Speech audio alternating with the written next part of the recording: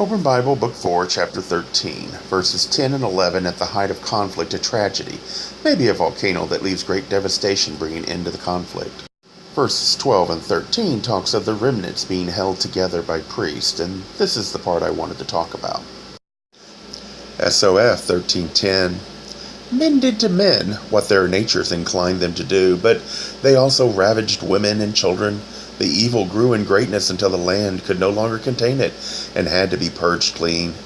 Therefore the revenging dragon was called up out of the heavenly abyss, and it lashed the land with fire and thunder. The whole land was filled with its smoky breath, and men choked to death. SOF 13:11. The land was split apart between the city and the mountain, and the sea rolled in upon it, so that the city was destroyed. The valleys of the mountain were filled with dead men and animals, and with trees. SOF 13:12. The high priest survived with 7 others who were priests. He brought these together with 110 men and their wives and children into Lebeth, which is a land among high cliffs at the edge of the wide plain. SOF 13:13.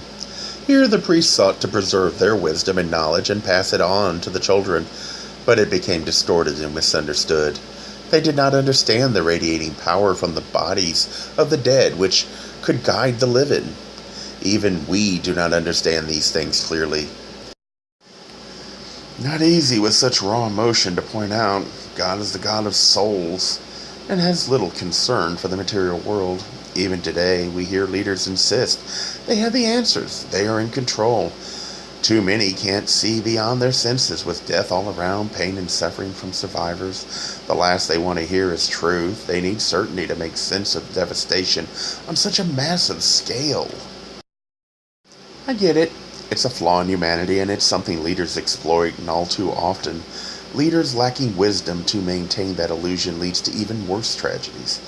They use the us versus them strategy, dehumanizing others. Examples was the First Crusade, 1096, against the infidel. We still suffer repercussions from that short-sighted leader, Pope Urban II.